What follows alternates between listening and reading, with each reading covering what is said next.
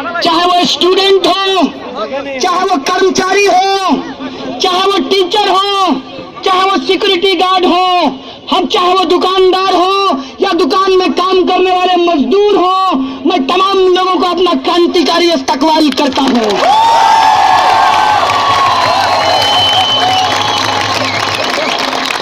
दोस्तों, मैं इस मंच से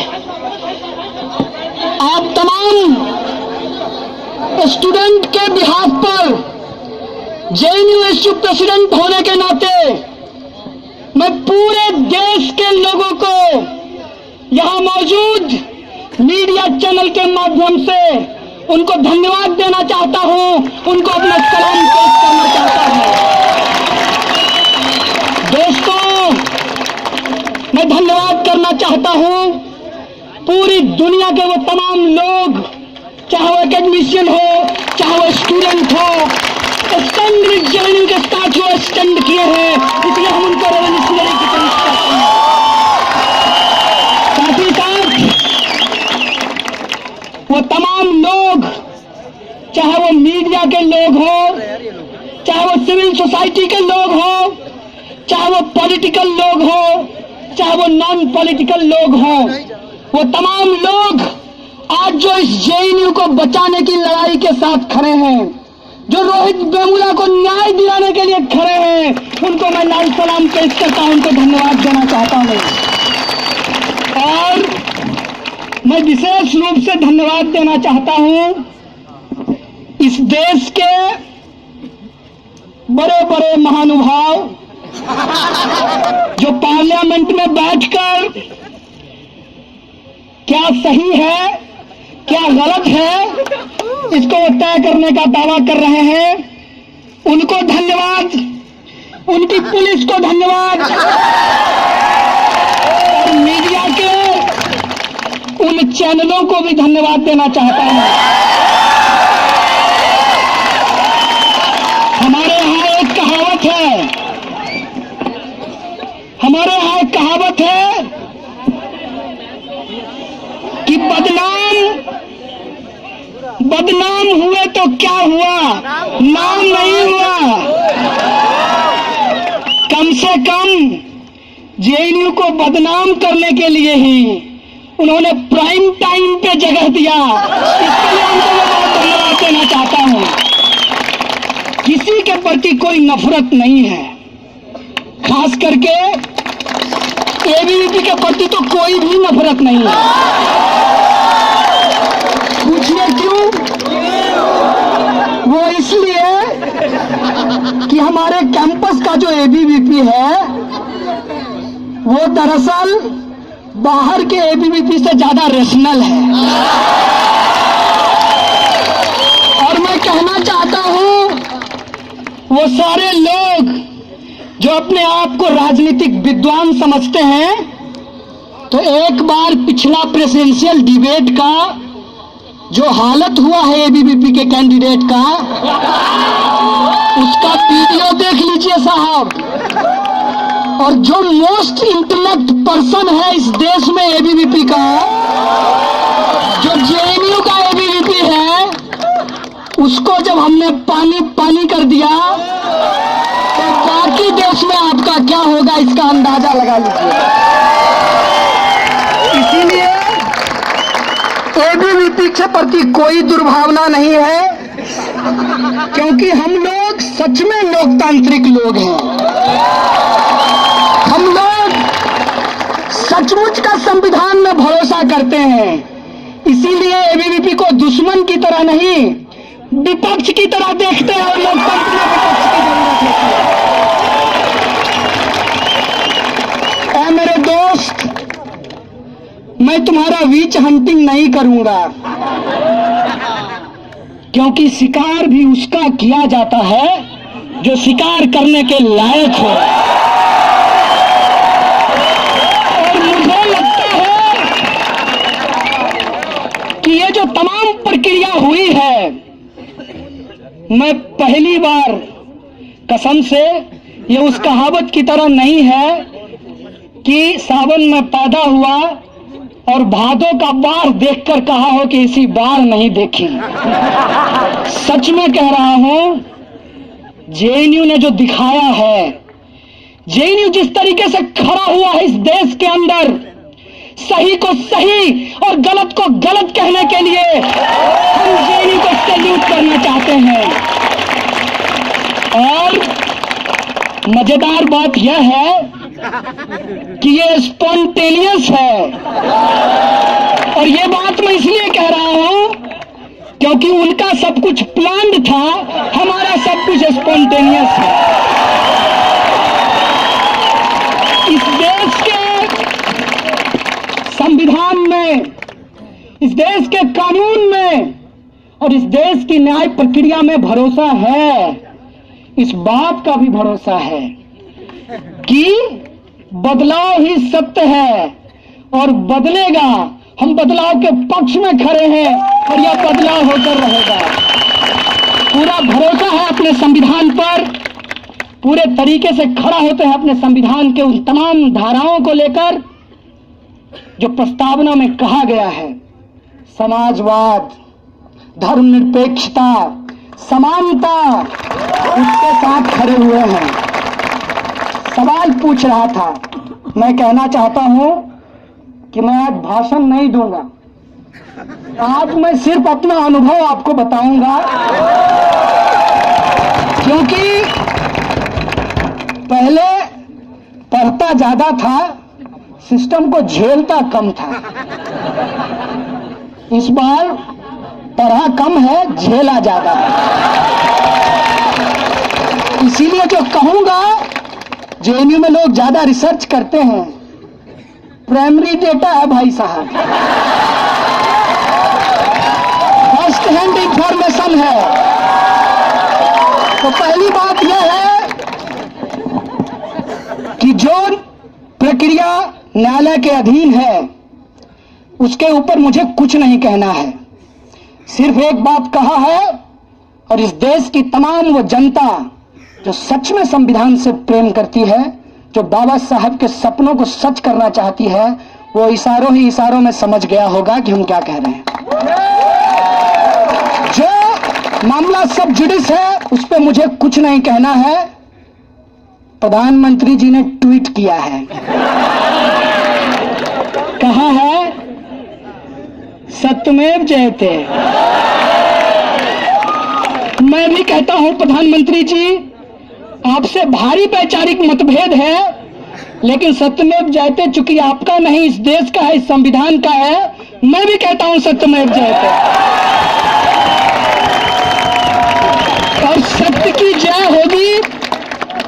और इस लड़ाई में वो तमाम लोग जो शामिल हैं, उनको एक बात बस कहते हुए अपना अनुभव आपसे शेयर करूंगा। बस वो एक बात यह है कि ये मत समझिएगा कि कुछ स्टूडेंट के ऊपर एक पॉलिटिकल टूल की तरह सेडिशन का इस्तेमाल किया गया है। इसको ऐसे समझिएगा कि मैं ये बात अक्सर बोला हूं अपने भाषणों में। हम लोग गांव से आते हैं, मेरे परिवार से भी शायद आप लोग मुखातिब हो चुके हैं। तो हमारे यहाँ रेलवे स्टेशन पे, जिसको स्टेशन कहा जाता है, वहां पर जादू का खेल होता है। जादूगर दिखाएगा जादू, बेचेगा अंगूठी, मनपसंद अंगूठी, और जिसकी जो इच्छा है वो अंगूठी पूर्ण कर देगी, ऐसा जादूगर कहता है। इस देश के भी कुछ नीति निर्माता हैं, वो कहते हैं काला धन आएगा, हर हर मोदी, महंगाई कम होगी, बहुत हो गई, सही मत सही है, अब की बार ले आइए, सबका साथ सबका विकास। वो सारे जुमले आज लोगों के जहन में हैं। हालांकि हम भारतीय लोग भूलते जल्दी हैं, लेकिन इस बार का तमाशा इतना बड़ा है कि भूल नहीं पा रहे हैं। तो कोशिश ये है कि उन जुमलों को भुला दिया जाए, और ये जुमलेबाज कर रहे हैं। और उसको कैसे भुलाया जाए? तो ऐसा करो, इस देश के तमाम जो रिसर्च फेलो हैं उनका फेलोशिप बंद कर दो। लोग क्या करने लगेंगे? कहेंगे फेलोशिप दे दीजिए, फेलोशिप दे दीजिए। फिर कहेंगे कि अच्छा ठीक है, जो 5,000 और 8,000 देता था वही कंटिन्यू रहेगा। मतलब बढ़ाने का मामला गया। बोलेगा कौन? जेएनयू। तो जब आपको गालियां पड़ रही है, चिंता मत कीजिएगा, जो कमाए हैं वही खा रहे हैं आप लोग। इस देश में जो जन विरोधी सरकार है, उस जन विरोधी सरकार के खिलाफ बोलेंगे तो उनका साइबर सेल क्या करेगा? वो डॉक्टर्ड वीडियो भेजेगा आपको,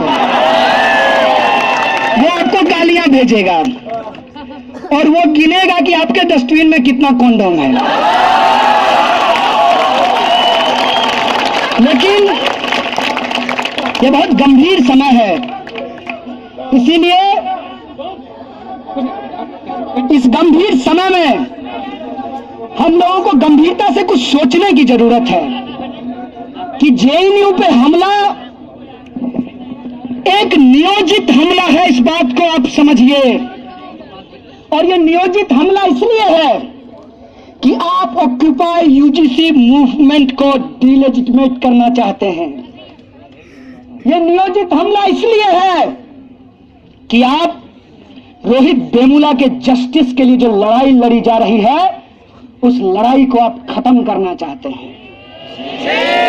आप जेएनयू का मुद्दा इसलिए प्राइम टाइम पे चला रहे हैं माननीय एक्स-आरएसएस,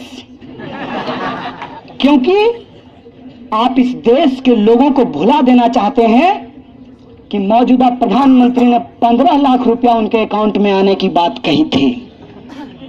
लेकिन एक बात मैं आपको कह देना चाहता हूं, जेएनयू में एडमिशन पाना आसान नहीं है, तो जेएनयू के लोगों को भुला देना भी आसान नहीं है।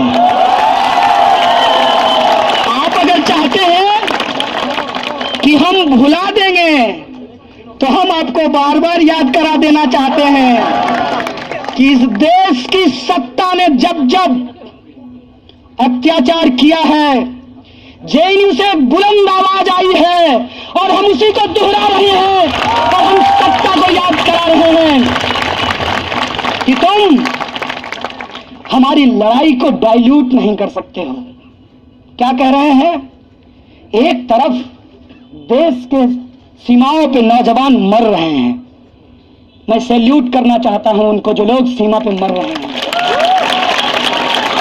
मेरा एक सवाल है, जेल में मैंने एक बात सीखी है कि जब लड़ाई विचारधारा की हो तो व्यक्ति को बिना मतलब का पब्लिसिटी नहीं देना चाहिए। इसीलिए मैं उस लीडर का नाम नहीं लूंगा। बीजेपी के एक नेता ने लोकसभा में कहा कि नौजवान सीमा पे मर रहे हैं। मैं पूछना चाहता हूं कि वो आपका भाई है या फिर इस देश के अंदर जो करोड़ों किसान आत्महत्या कर रहे हैं, जो रोटी उगाते हैं हमारे लिए और उन नौजवानों के लिए जो उस नौजवान के पिता भी हैं, उसके बारे में तुम क्या कहना चाहते हो? वो उस देश के शहीद हैं कि नहीं? ये सवाल हम पूछना चाहते हैं। ये सवाल पूछना चाहते हैं कि जो किसान खेत में काम करता है, मेरा बाप, मेरा ही भाई फौज में भी जाता है और वही मरता है, और तुम ये बाइनरी बना करके देश के अंदर एक झूठा डिबेट मत खड़ा करो। जो देश के लिए मरते हैं, तो देश के अंदर भी मरते हैं, देश की सीमा पर भी मरते हैं। हमारा सवाल है कि तुम पार्लियामेंट में खड़ा होकर किसके खिलाफ राजनीति कर रहे हो? वो जो मर रहे हैं उनकी जिम्मेवारी कौन लेगा? लड़ने वाले लोग जिम्मेवार नहीं हैं, लड़ाने वाले लोग जिम्मेवार हैं। और एक कविता की एक पंक्ति मुझे याद आ रही है, शांति नहीं तब तक जब तक सुखभाग न सबका सम होगा, नर का सम है इसलिए मैंने जेएनयू में जेंडर सेंसिटिव होते हुए सबका कर दिया है।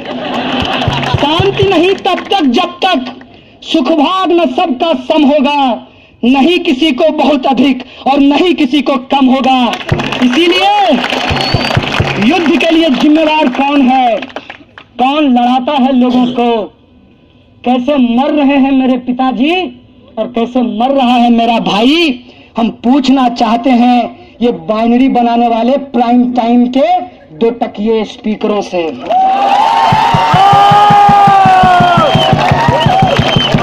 देश के अंदर जो समस्या है, क्या उस समस्या से आजादी मांगना गलत है? ये क्या कहते हैं, किससे आजादी मांग रहे हो? तुम ही बता दो कि क्या भारत ने किसी को गुलाम कर रखा है? नहीं। तो ऑब्वियसली भारत से नहीं मांग रहे हैं। भारत से नहीं मेरे भाइयों, भारत में आजादी मांग रहे हैं। और से और में फर्क होता है। अंग्रेजों से आजादी नहीं मांग रहे हैं, वो आजादी इस देश के लोगों ने लड़ करके लिया है। अब मैं अपने अनुभव पे आता हूं। पुलिस ने हमसे पूछा कि आप लोग लाल सलाम क्या कहते हैं? और ये बात मैं ये आपको कह दूं कि ये इन्वेस्टिगेशन का पार्ट नहीं था। पुलिस हमको कभी खाना खिलाने के लिए, कभी मेडिकल कराने के लिए ले जाती थी, और हम जेएनयू के लोग, उसमें से भी मैं ब्रह्मपुत्रा का, तो मैं बिना बात किए रहता कैसे? तो मैं उनसे बात करने लगा और बात किया तो वो आदमी भी वैसा निकला जैसा मैं। इस देश के अंदर पुलिस में कौन नौकरी करता है? जिसके पिताजी किसान हो, जिसके पिताजी मजदूर हो, जिसके पिताजी कमजोर वर्ग के हो, वही पुलिस की नौकरी करता है। मैं भी इस देश का one of the backward state Bihar से आता हूं। मैं भी एक गरीब परिवार से आता हूं, मैं भी एक किसान परिवार से आता हूं, और पुलिस में भी गरीब परिवार के लोग ही नौकरी करते हैं। मैं कांस्टेबल, हेड कांस्टेबल और इंस्पेक्टर तक की बात कर रहा हूं। आईपीएस साहब से मेरा ज्यादा इंटरेक्शन नहीं हुआ। तो वो जो सिपाही था उससे बातचीत हुई, और जो भी मैं अनुभव कहूंगा वो बस बातचीत का हिस्सा है। उसने पूछा कि लाल सलाम क्या है? हमने कहा लाल मतलब क्रांति, और सलाम मतलब क्रांति को सलाम। तो कहा मतलब समझ में नहीं आया। बोले इनकलाब जिंदाबाद। बोला जानते हैं। तो बोले क्रांति को ही उर्दू में इनकलाब कहते हैं। कहा ये स्लोगन तो एबीवीपी भी लगाती है। हम बोले अब समझ में आया कि वो नकली इनकलाबी है, हम असली इनकलाबी। फिर कहा कि ये बताइए कि आप लोगों को बहुत सस्ता सब कुछ जेएनयू में मिला है। हम बोले एक बात बताएं। बोला बताइए। बोले आपके साथ ऐसा क्यों नहीं हुआ कि आपका अभी जो हालत है, क्योंकि वो 18 घंटे ड्यूटी करता था, मैंने देखा उसको, और आपको ओवर टाइम मिलता है? बोला नहीं। तो बोले कहाँ से लेते हैं? बोला यही होता है ना जिसको आप करप्शन कहते हैं। हम बोले अच्छा। तो जितना भत्ता मिलता है, अब वर्दी के लिए उनको 110 रुपया मिलता है। इतने में तो आप बताइए अंडर गारमेंट्स ना है, वर्दी कहाँ से? ये बात वो खुद सिपाही बोल रहा है। हमने कहा इसी से तो आजादी चाहते हैं, भूखमरी से, भ्रष्टाचार से। और इतने में हरियाणा में एक आंदोलन शुरू हो गया, और आप सब लोग जानते हैं कि दिल्ली पुलिस में ज्यादातर लोग हरियाणा से आते हैं। मैं उनको बहुत सैल्यूट करता हूं क्योंकि वो लोग बहुत मेहनती लोग होते हैं। तो हमने कहा ये आरक्षण, बोला जातिवाद बहुत खराब है। हम बोले इसी जातिवाद से तो आजादी चाहते हैं जिसको याद निकल। बोला इसमें तो कोई गलत नहीं है, इसमें तो कोई देशद्रोह नहीं है। हम बोले आप ये बताइए कि सिस्टम में सबसे ज्यादा पावर किसको है? बोला हमारे डंडे को। हमने कहा बिल्कुल सही बात, क्या आप ये डंडा अपनी इच्छा से चला सकते हैं? बोला नहीं। तो हम बोले सारा पावर किसके पास चला गया? बोला जो फर्जी ट्वीट पे स्टेटमेंट दे रहा है।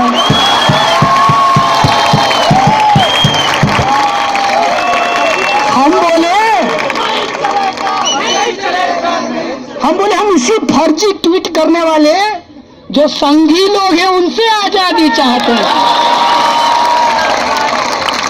बोला सच कहें दोस्त, अब ऐसा लगता है कि हम और तुम एक साथ खड़े हैं। हम बोले यार इसमें एक दिक्कत है कि अब सारे मीडिया के लोगों को नहीं कह रहा हूं, हम्बली बोल रहा हूं, क्योंकि सारे मीडिया के लोग वेतन वहां से नहीं पाते हैं, कुछ लोग वहीं से वेतन पाते हैं।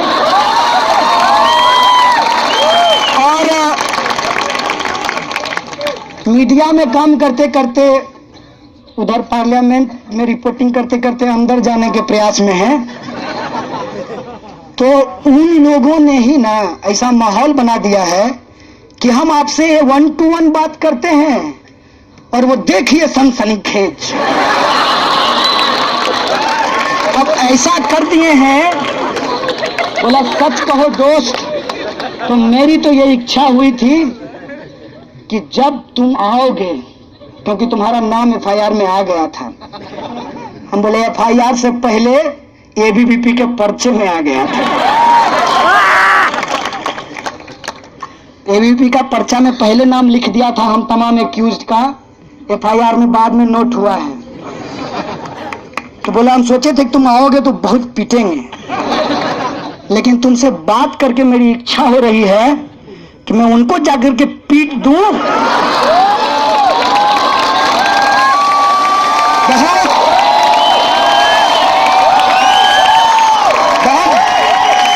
बहुत गंभीर बात कहा है उसने, और मैं इस पे ध्यान दिलाना चाहता हूं मीडिया के माध्यम से पूरे मुल्क के लोगों को। तो सिपाही ने, जो मेरी तरह एक आम परिवार का लड़का है, जो मेरी तरह PhD वो भी करना चाहता था लेकिन उसको JNU नहीं मिला, जो मेरी तरह इस देश की व्यवस्था को समझकर लड़ाई को लड़ना चाहता था, साक्षर और शिक्षित का फर्क समझना चाहता था, आज पुलिस की नौकरी कर रहा है।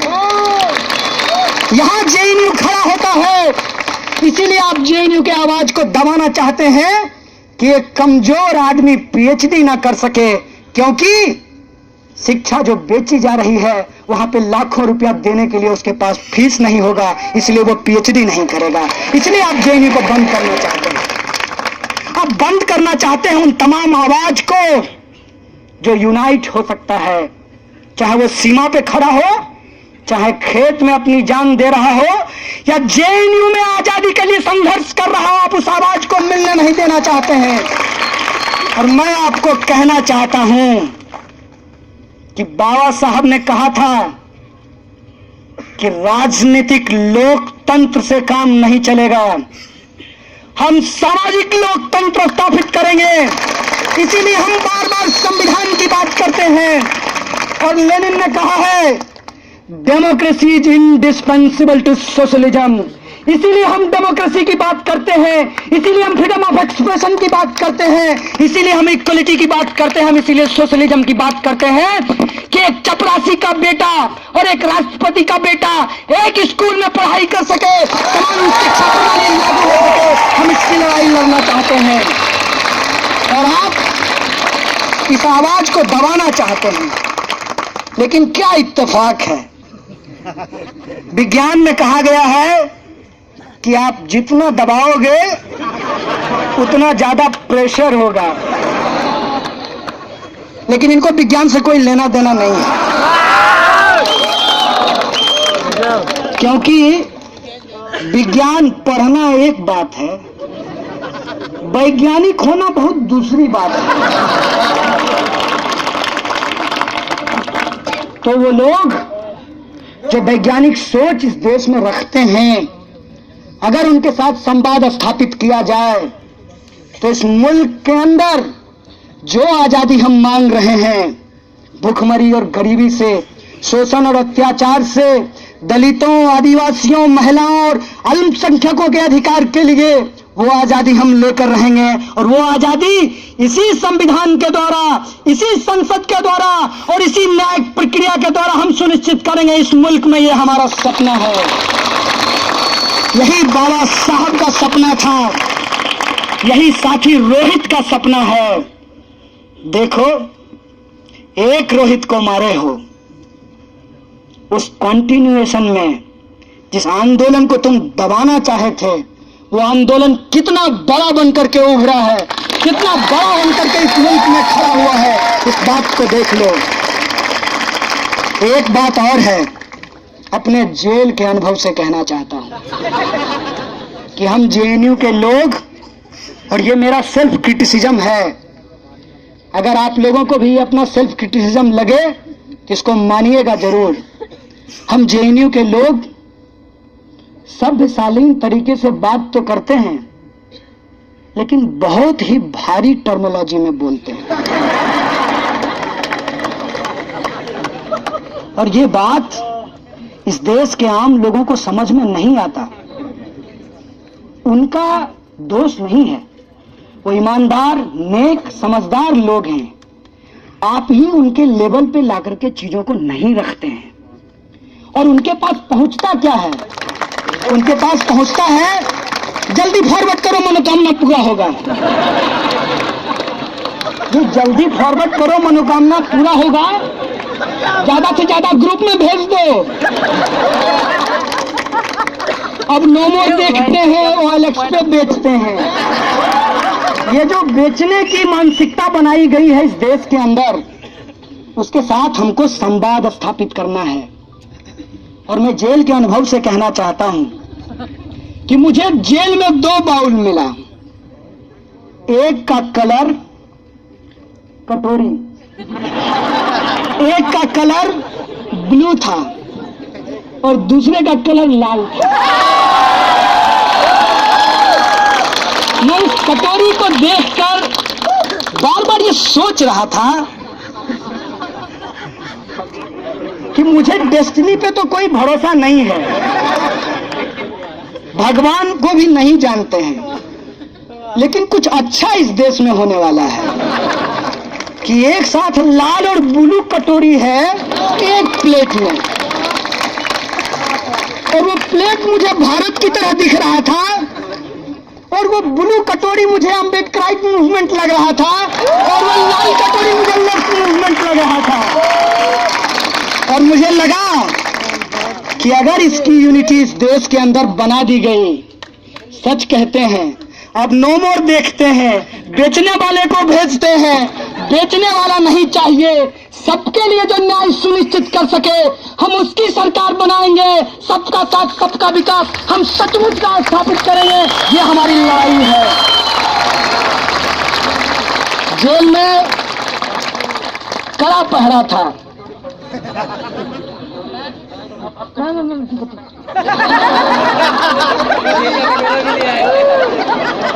लाए हैं आपके लिए, चना लेकर आए हैं। और एक कहावत है, जब तक जेल में चना रहेगा आना जाना लगा रहेगा। हालांकि बहुत देर हो गया है जेएनयू के लिए, बहुत दिनों के बाद जेएनयू के स्टूडेंट को जेल भेजा गया है, काफी लंबे समय के बाद। क्योंकि काफी लंबे समय के बाद एक मजेदार बात बता देता हूं, ये उससे जुड़ा हुआ है। आज माननीय प्रधानमंत्री जी का आदरणीय बोलना पड़ेगा ना, क्या पता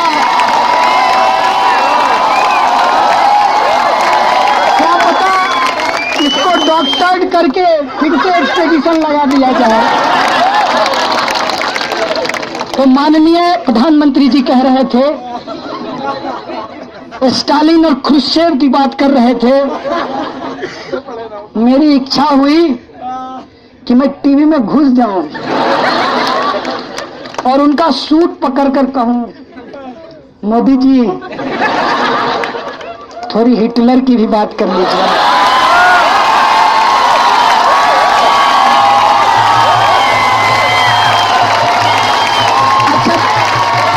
अच्छा छोड़ दीजिए, छोड़ दीजिए हिटलर की, छोड़ दीजिए हिटलर की, मुसोलिनी की बात कर दीजिए जिसकी काली टोपी लगाते हैं, जिससे आपके गुरुजी गोलवलकर साहब मिलने गए थे और भारतीयता की परिभाषा जर्मन से सीखने का उपदेश दिया था। तो हिटलर की बात, क्रुश्चेव की बात, प्रधानमंत्री जी की बात, उसी वक्त योजना की बात हो रही थी। मन की बात करते हैं, सुनते नहीं हैं। एक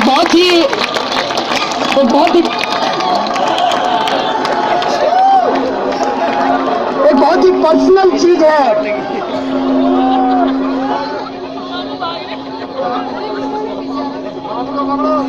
मेरी मां से आज लगभग 3 महीने के बाद मेरी बात हुई है। मैं जब भी जेएनयू में रहता था, मैं घर बात नहीं करता था। जेल जाके एहसास हुआ कि बराबर बात करनी चाहिए। आप लोग भी करते रहिएगा अपने घर वाले से बातचीत। तो मैंने अपनी मां को कहा कि तुमने मोदी पे बड़ा अच्छा चुटकी लिया। तो मेरी मां बोली कि नहीं, वो मैंने चुटकी नहीं लिया, चुटकी तो वो लोग लेते हैं, हंसना हंसाना उनका काम है। हम तो अपना दर्द बोलते हैं, जिनको समझ में आती है वो रोते हैं, जिनको समझ में नहीं आती वो हंसते हैं। उसने कहा कि मेरा दर्द है, इसलिए मैंने कहा था कि मोदी जी भी किसी की मां का बेटा है। मेरे बेटे को देशद्रोह के आरोप में फंसा दिया है। तो कभी मन की बात करते हैं, कभी मां की भी बात कर लें। मेरे पास कोई शब्द नहीं था उसको कहने के लिए, क्योंकि इस देश के अंदर जो हो रहा है उसमें एक बहुत ही खतरनाक प्रवृत्ति है। इसीलिए मैं किसी एक पार्टी की बात नहीं कर रहा, इसीलिए मैं एक मीडिया चैनल की बात नहीं कर रहा, इसीलिए मैं सिर्फ सैनिकों की बात नहीं कर रहा, मैं सच में पूरे देश की बात कर रहा हूं। कैसा देश होगा जिस देश में देश के लोग ही नहीं होंगे?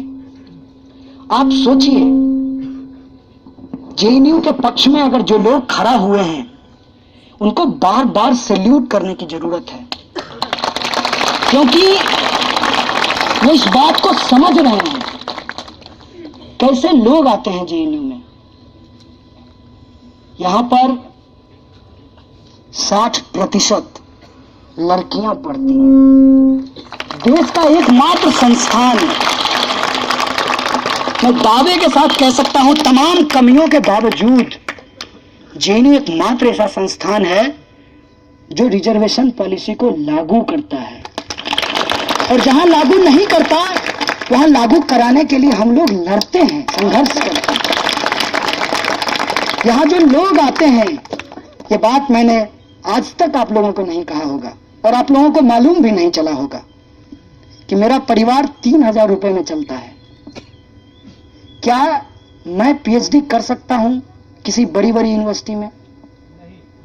और इस तरीके से जेएनयू पे जब हमला किया जा रहा है और जो लोग इसके पक्ष में खड़ा हो रहे हैं, मुझे कोई सिंपैथी नहीं है किसी राजनीतिक पार्टी से, क्योंकि मेरी अपनी एक विचारधारा है, लेकिन जो लोग खड़ा हो रहे हैं उनको भी देशद्रोही कहा जा रहा है। सीताराम येचुरी को भी मेरे साथ देशद्रोह के केस में डाल दिया। राहुल गांधी को मेरे साथ देशद्रोह के केस में डाल दिया, डी राजा को देशद्रोह के केस में डाल दिया, और जो मीडिया के लोग केजरीवाल को डाल दिया। जो लोग मीडिया के लोग जो जेएनयू के पक्ष में बोल रहे हैं, दरअसल वो जेएनयू के पक्ष में नहीं बोल रहे हैं, वो सही को सही और गलत को गलत बोल रहे हैं। वो सच को सच और झूठ को झूठ बोल रहे हैं। उनको गालियां भेजी जा रही है, उनको जान से मारने की धमकी दी जा रही है। ये कैसी स्वयंभू राष्ट्रभक्ति है भाई साहब, सेल्फ क्लेम्ड। एक सवाल हमने पूछा, कुछ लोग 3-4 कांस्टेबल जेल में मुझे पूछे कि सच में नारे लगाए हो? हम बोले सच में लगाए हैं। फिर जाके लगाओगे? बोले एकदम लगाएंगे। हम बोले फर्क कर पाते हैं कि रैशनैलिटी खत्म हो गई? भाई साहब अभी 2 साल ही सरकार को आए हुआ है, 3 साल और झेलना है। इतनी जल्दी यह देश अपनी रैशनैलिटी लूज नहीं कर सकता है, क्योंकि इस देश के 69% लोगों ने उस मानसिकता के खिलाफ वोट दिया है। इस बात को डेमोक्रेसी में याद रखिएगा। केवल 31% लोग, और उसमें से भी कुछ आपके जुमलेबाजी में फंस गए। कुछ को तो आपने हर हर कह के ठग लिया, आजकल अरहर से परेशान है। तो इसे आप अपनी हमेशा के लिए जीत मत समझिए। और यह बात सच है कि 100 बार झूठ को झूठ कहते हैं तो वो सच हो जाता है, लेकिन ये झूठ के साथ होता है, सच के साथ नहीं होता है। क्या 100 बार हम सूरज को चंद्रमा चंद्रमा कहेंगे तो वो चंद्रमा हो जाएगा? वो सूरज ही रहेगा। 1000 बार कह लीजिए। आप झूठ को ही झूठ बना सकते हैं, आप सच को झूठ नहीं बना सकते। और यह जो आपकी साजिश है, इनका ध्यानाकर्षण प्रस्ताव जैसे लोकसभा में ये लाते हैं, बाहर में, लोकसभा के बाहर देश में ध्यान भटकाओ प्रस्ताव इनका चलता है। जनता के जो वाजिब सवाल हैं उनसे लोगों को भटका दिया जाए, लोगों को फंसा दिया जाए। किसमें? नया नया एजेंडा है। इधर ऑक्यूपाई यूजीसी चल रहा था, साथी रोहित की हत्या हो गई। साथी रोहित के लिए आवाज उठाया, देखते देखते देखिए देश का सबसे बड़ा देशद्रोह, राष्ट्रद्रोहियों का अड्डा, ये चला दिया। ज्यादा दिन चलेगा नहीं तो इनकी अगली तैयारी है, राम मंदिर बनाएंगे। आज की बात बताता हूं, आज एक सिपाही से बात हुई है निकलने से पहले। कहा धर्म मानते हो? हमने कहा धर्म जानते ही नहीं, पहले जान ले फिर मानेंगे। बोला किसी परिवार में तो पैदा हुए होगे। हमने कहा इत्तेफाक से हिंदू परिवार में पैदा हुए।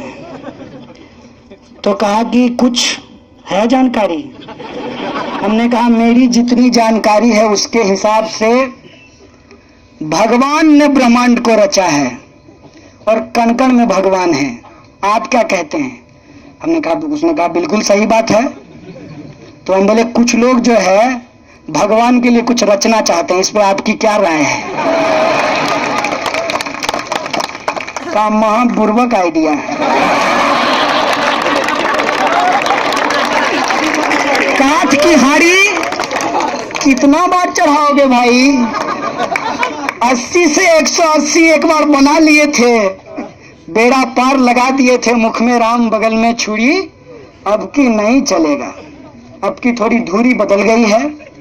लेकिन इनकी कोशिश है कि चीजों को भटकाया जाए ताकि इस देश के अंदर जो वाजिब सवाल है उस पर विमर्श ना खड़ा हो। आज आप यहां खड़े हैं, आप यहां बैठे हुए हैं, आपको लगता है कि आपके ऊपर एक हमला हुआ है। सचमुच ये बड़ा हमला है, लेकिन यह हमला मेरे दोस्त आज नहीं हुआ है। मैं आपको याद दिलाना चाहता हूं कि आरएसएस के मुखपत्र ऑर्गेनाइजर में बकायदा एक कवर स्टोरी किया गया था जेएनयू के ऊपर। स्वामी जी का बयान आया था जेएनयू को लेकर के, और मुझे डेमोक्रेसी में पूरा भरोसा है। अगर एबीवीपी के मेरे दोस्त सुन रहे हैं तो मेरा सादर अनुरोध है उनसे, एक बार स्वामी जी को ले आइए, आमने सामने विमर्श कर लेते हैं। अगर तार्किक तरीके से, कुतर्क से नहीं, अगर तार्किक तरीके से वो साबित कर देंगे कि जेएनयू को 4 महीने के लिए बंद कर देना चाहिए, तो मैं उनकी बात पे सहमत हो जाऊंगा। अगर नहीं तो मैं उनसे आग्रह करूंगा, जैसे पहले देश से बाहर थे फिर चले जाइए, देश का कल्याण हो जाए। इस तरीके से हमला किया जाता है। और मजेदार बात मैं आपको बताऊं, शायद आप लोग कैंपस के अंदर थे तो उन चीजों को देख नहीं पाए। कितना प्लानिंग था, पूरा प्लान, डे 1 से प्लान था। इतना भी दिमाग नहीं लगाते हैं मेरे दोस्त, यहाँ के जो एबीवीपी का दोस्त नहीं है, वो बाहर का एबीवीपी है, कि पोस्टर तक नहीं बदलता है। जो प्रोटेस्ट जिस हैंडबिल के साथ, जिस तख्ती के साथ हिंदू क्रांति सेना करता है, वही प्रोटेस्ट उसी तख्ती के साथ एबीवीपी करता है। वही प्रोटेस्ट, वही कंटेंट, उसी डिजाइन के साथ quote and quote ex army man march करते हैं। इसका मतलब है कि सबका प्रोग्राम नागपुर में तय हो रहा है। ये कोई स्पॉन्टेनियस प्रोग्राम नहीं है मेरे दोस्त। मोटी मोटी एक बात है, और वो बात है इस मुल्क के अंदर जो आवाज है संघर्ष की, उसको दबाना। मोटी मोटी बात है कि इस देश के लोगों के सामने जो उसके जीवन के बुनियादी सवाल हैं, उससे जनता के ध्यान को भटकाना। और मोटा मोटा सवाल है कि इस जेएनयू कैंपस के अंदर जो लड़ने वाले लोग हों, चाहे वो अनिर्बान हो, चाहे वो उमर हो, चाहे अनंत हो, आशुतोष हो, चाहे मैं कन्हैया हो, चाहे आप सब में से कोई हो, उसको देशद्रोही बता करके जेएनयू की आवाज को दबाना, जेएनयू को डिलेजिटिमेट करना, इस संघर्ष को खत्म करना। लेकिन हम उनको कहना चाहते हैं कि इस संघर्ष को तुम दबा नहीं पाओगे। तुम जितना दबाओगे हम उतना खड़ा होंगे, उतना जोर से चिल्लाएंगे और अपनी लड़ाई को आगे बढ़ाएंगे। और एक अंतिम बात कहते हुए मेरे दोस्त, ये लंबी लड़ाई है, बिना रुके